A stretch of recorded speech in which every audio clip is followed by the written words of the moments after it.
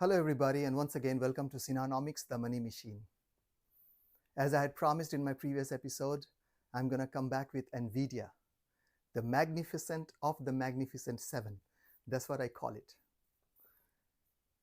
Guys, some of you who have been my regular viewers, you must have remembered on 25th of December, I had one topic, the cheapest chip stock on the Wall Street.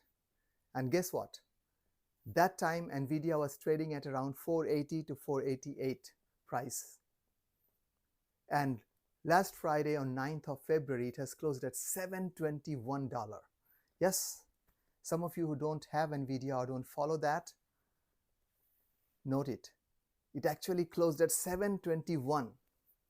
And that's a whopping 50%. Yes, you heard that right. 50% growth in the price in just a matter of around 40 days.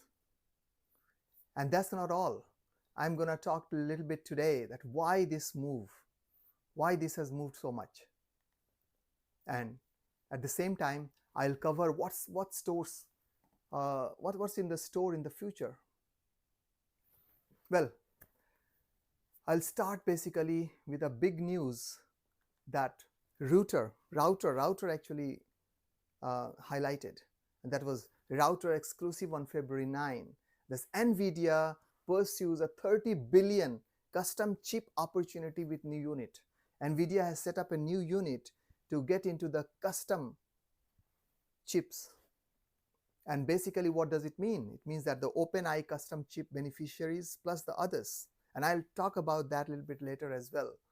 As Sam Altman has a vision, I would call it. It's a spectacular vision of $7 trillion. So, well, let's not get in there. Let's take one step back and go one step by step here. So, NVIDIA actually is chasing 30 billion custom chip market with the new unit. Guys, what does this mean? What does custom? In fact, Jensen Huang did mention about that in one of the keynote speech long back. I think it's 2002 or something, that he will get into the custom chip industry, and that's a whopping $30 billion market, guys. And as all of us know that many of the hyperscalers have started manufacturing, or they have been planning to manufacture their own chips. For an example, Microsoft Azure has Maima 100, they have Cobalt 100, Amazon has come out with Graviton, Trainium, and Infernia, whatever it is called. Yeah, Inferentia rather, yeah.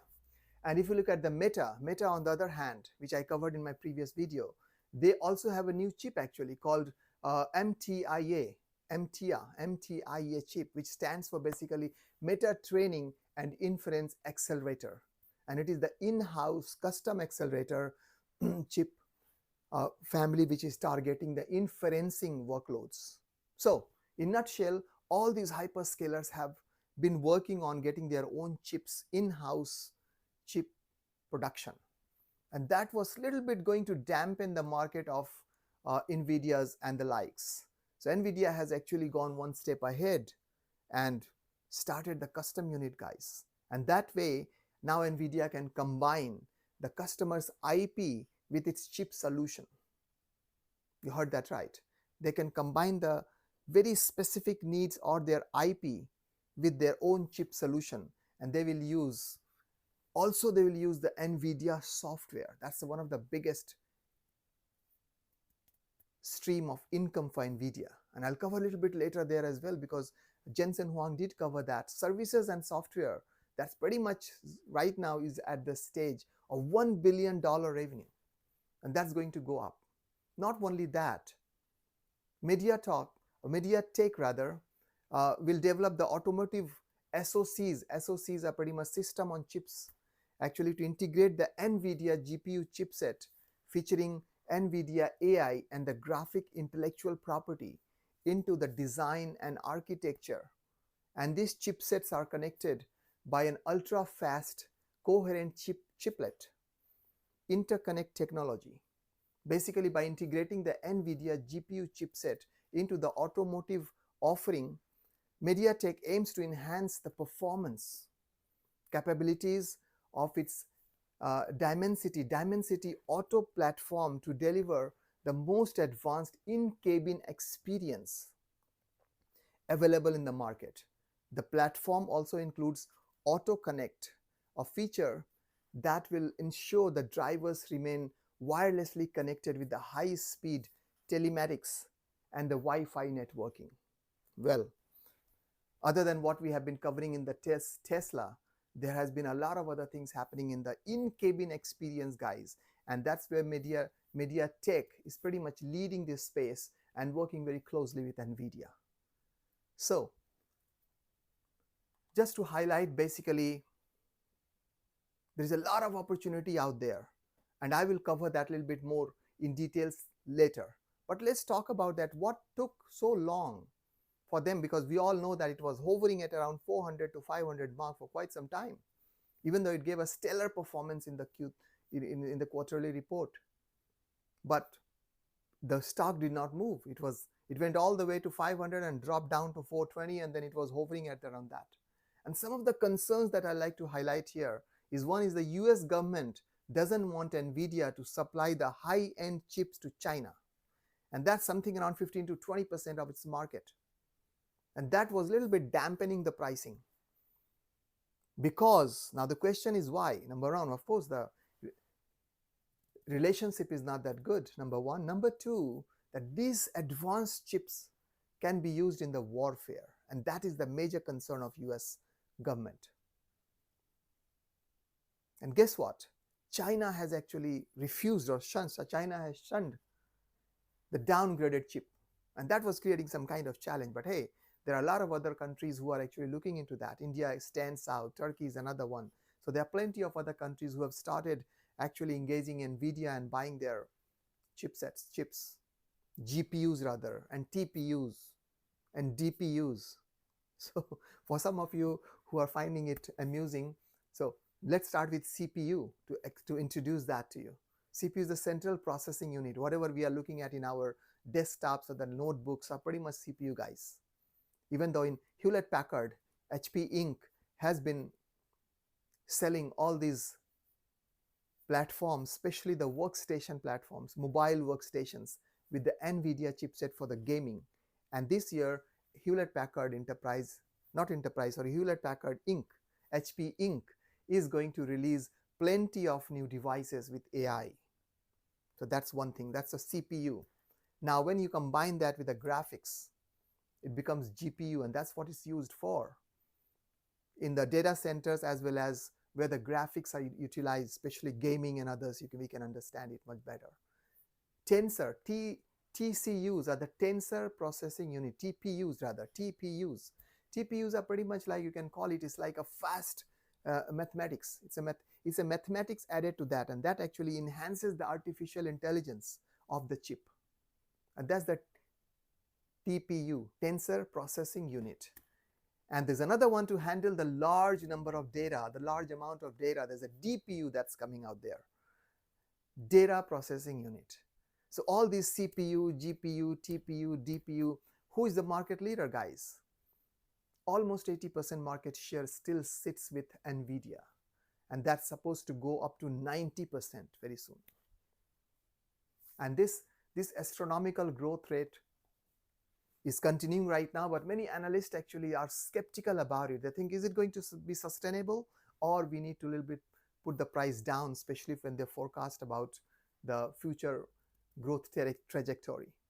Well, AMD on the other hand is an interesting story. I did cover that in one of my episodes, but guys, AMD has actually forecasted the $2 billion opportunity in 2025. And just because of this, the stock price has gone up from 100 to 170. And guess what? If NVIDIA closes at 80 billion for their data center, the market will be disappointed. Look at the difference, guys. On one hand, the market is excited at 2 billion opportunity. On the other hand, if there will be an 80 billion opportunity, or 80 billion result, not opportunity, 80 billion result for data center, the market will be disappointed. That's what happens. This is called euphoria. AMD is euphoria, and NVIDIA is something which I covered on 25th of December, is the cheapest, it was the cheapest chip stock, trading at around 20-25 multiples. Now, of course, it has gone up. We need to wait for the result that's coming on 21st of February. And everybody is expecting, with the kind of the chip shortage going on right now, everybody is expecting that it will be fantastic. Well, NVIDIA has fired back at AMD and claims that its H100 GPU, H100 AI GPU, delivers 47% faster performance than AMD's MI300X with optimized software. Well, let's not get into that. From all the other aspects, NVIDIA definitely stands out. Having said that, we have been hearing that Meta and Microsoft say that they might be using some of the AMD's new AI chip as an alternative to NVIDIA, because some of these hyperscalers think that NVIDIA chips are very expensive. Yes, you heard that right. So some of these, like H100 and all those, are actually available at 46,000 US dollar, guys. Yes, one chip, one GPU at 46,000 US dollar.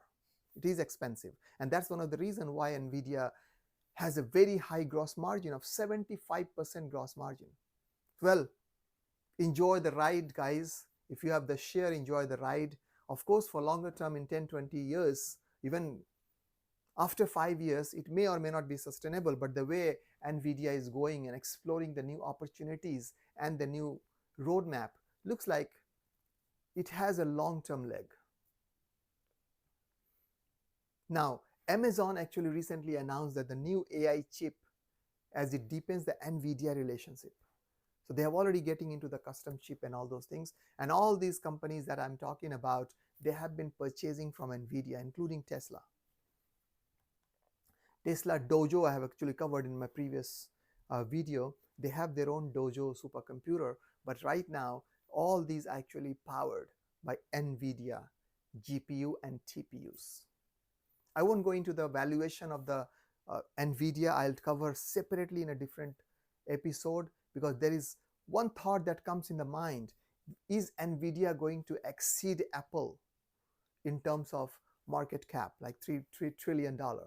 Right now, it's actually hovering at around $1.7, $1.5 trillion. And the point is that, hey, will this actually exceed Apple? And in order to exceed that, guess what? The price point has to be 1,500. I doubt it that it will happen in next 1 to 2 years time, but hey, who knows? I will cover those valuations later.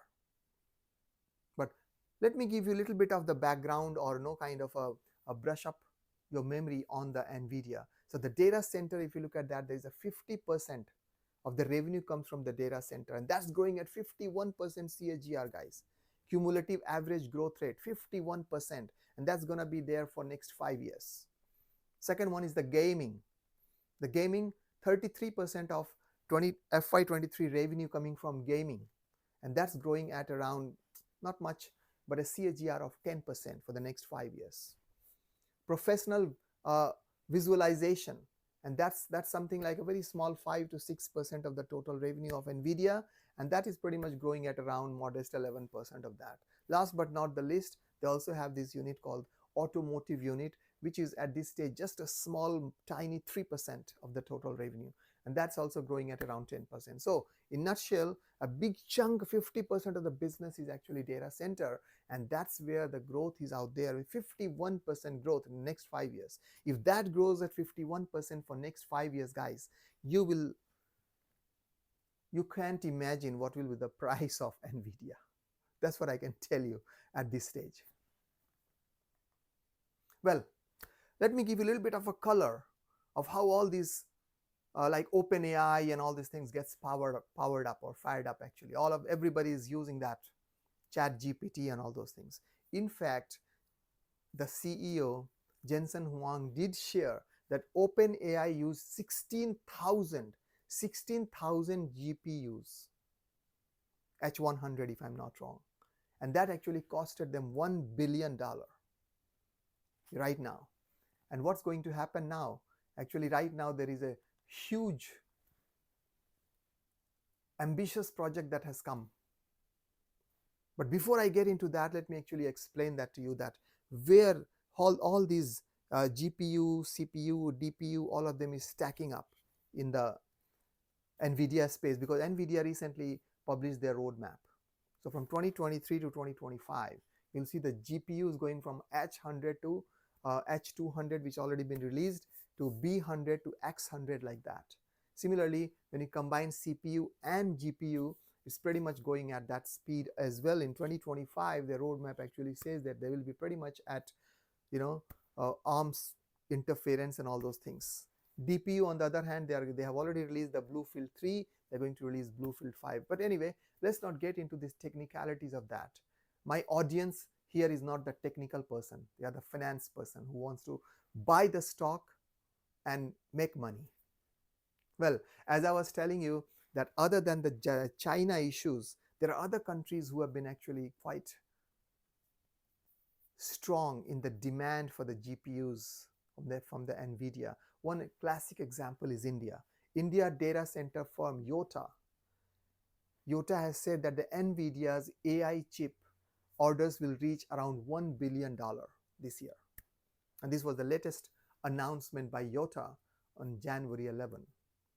So whatever you are seeing, a little bit of a dampening happening in China, it will be pretty much taken up by others, because everybody, from the sovereign point of view, everybody is seeing the security, data security, cloud security as the major concern. And what's the answer for them? NVIDIA.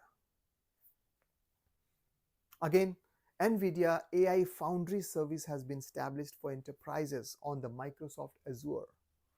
So guys, all these things that we are talking about is pretty much powered by NVIDIA chip, NVIDIA GPU today. Also, I'll just like to quote or highlight that, which I mentioned earlier as well, that Jensen Huang did say that in the last earnings release rather, that the services and the software, that's something is going at an annualized rate of $1 billion right now. And that's a recurring software support services revenue, guys. And that's going to increase going forward. The opportunity is there that this growth will continue over the intermediate terms with the DGX cloud service and with this NVIDIA enterprise software. Each reflects the growth enterprise, the AI training and enterprise AI in inference respectively. So whenever we talk about this, the large language model, the inferencing, the data modeling, data training and all those things, basically all these is also being offered by NVIDIA as a service, as a software, and that's another stream of revenue. Right now it's at $1 billion, and that will grow much faster, guys. Well, I like to little bit highlight on the Altman's vision, and I will cover that in details later. What does it mean to anybody? But I'm very tempted to give you this information. Many of you must have heard that already, but today I'm going to analyze what does it mean for the companies who are associated with that. Well, there has been an ambitious plan of Altman, of OpenAI CEO. He wants to actually bring this OpenAI platform to achieve the artificial general intelligence, or AGI. NVIDIA CEO actually had called the ChatGPT as the iPhone moment for AI. And Altman is trying to actually move further in that space. Interesting. But before I go to that, let me a little bit give you also the market of this whole chips or the GPU or the advancing AI. Basically, AMD did highlight that in 2023, they see an opportunity of $45 billion. Yes, that's the market opportunity, guys, which will grow at 70% CAGR.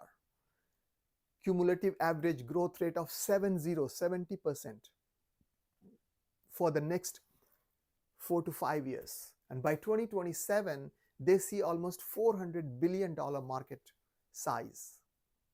And this was AMD.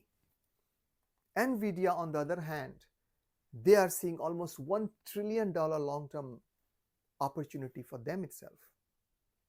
Gaming $100 billion, and the data center $300 billion, NVIDIA's enterprise and the DGX cloud $150 billion opportunity. They're looking at autonomous machines pretty much at $300 billion opportunity, and they're also looking at omniverse enterprise at around $150 billion opportunity. So guys, they're actually seeing almost more than a $1 trillion opportunity in the long term.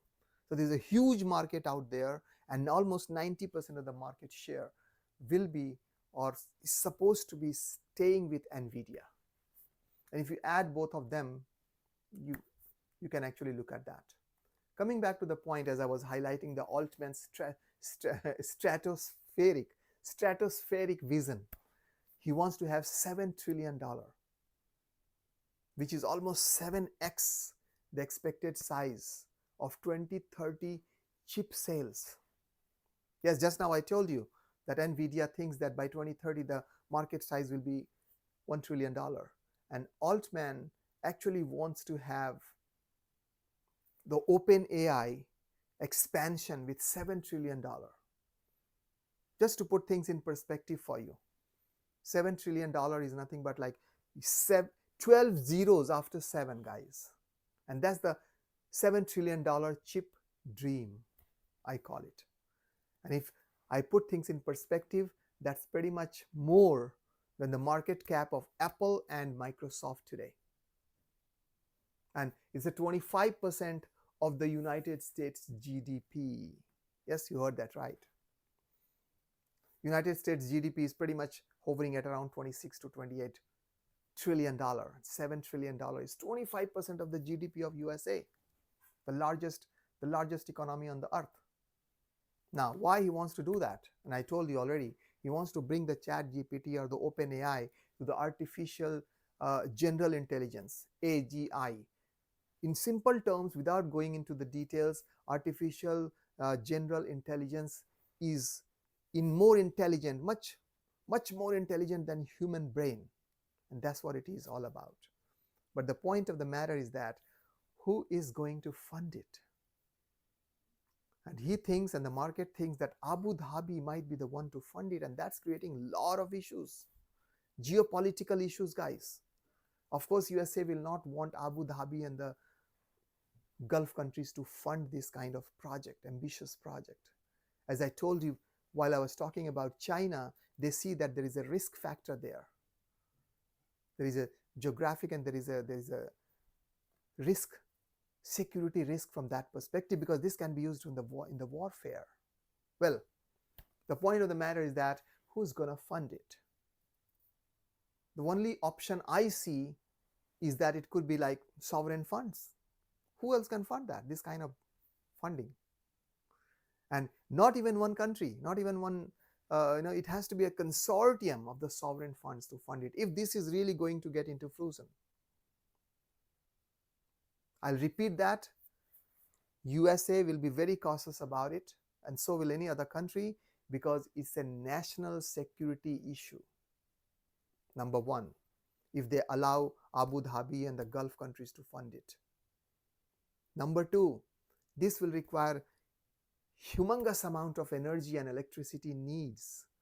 Maybe right now it's not available there. So it's a very ambitious project. But guess what? Who are going to be beneficiary of that, guys? The biggest beneficiary will be NVIDIA, because they have the market share of 90%. TSMC, who actually creates the chip, manufactures the chip for NVIDIA, could be another one as well. But I doubt that they cannot actually create a new technology just without NVIDIA, who is way ahead in the game. So the guys who are going to be beneficiary on this will be, of course, NVIDIA, Amazon, Alphabet, Meta, Microsoft. Microsoft, of course, they own a big chunk of OpenAI. So again, if I have to summarize that, the Magnificent Seven, besides Tesla or excluding Tesla, will be the big beneficiary of that, and NVIDIA will be the largest. And just to name a few others, Broadcom, Marvell Technology, LM Ericsson Telephone, as well as NVIDIA. These are some of the large ones that you can actually consider as the big beneficiary of that. Well, last but not the least, let's talk a little bit about the price target, guys. As I had covered in my previous episode, and that was the target, the consensus target. The average was $666. That has been crushed. It's trading at around 721.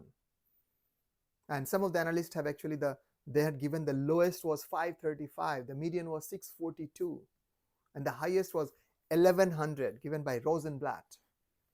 At that time, I was thinking that 1100 may not be possible in 1 year's time, but now when it's sitting at around 720, and when we have a big opportunity out there, big vision of Altman talking about $7 trillion opportunity, and NVIDIA talking about $1 trillion opportunity 2030, I don't think, I have no doubt that it may hit $1,100 unless there is a big crash in the market, which I don't foresee, nobody foresees.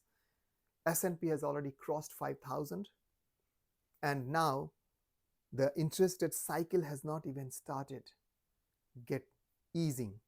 So as the interest rate gets cut, you will see the fuel in the market, all these sectors fueling. Well, Goldman Sachs has actually revised the price target to $800 from $625. Yes, you heard that right. Goldman Sachs is already calling it $800 right now, 1 year price target. And they've revised almost $200. I personally feel that very soon you will see that crossing 800. And I won't be surprised by the end of December if Rosenblatt's target is achieved, which is 1100. Now the question is that, is NVIDIA going to have another stock split as it did last time? Probably yes. Because once the stock goes to almost 1100 like Qualcomm and all those others, I think it becomes very, very difficult. Even now it's very difficult for the retail investors to purchase that. Well, with that, guys, it's a lifetime opportunity for you to rise this wave. If you have not been on this journey, my personal recommendation is that you should consider that. Having said that, please consult your financial advisor before making any investment decisions, guys. Synonomics is out there to create financial awareness and help you analyze the companies you want to buy and make money. Predominantly, it is for entertainment and education purposes. Entertainment for the guys who are sitting on the side and watching all these stocks flying, and education for the guys who are into the market and they want to make good portfolio decisions there. With that, if you like this kind of content, don't forget to like, share, and subscribe. I'll come back again with another interesting episode for you. Till then, it's a goodbye from your finance coach, Pankaj Sinha. Bye-bye.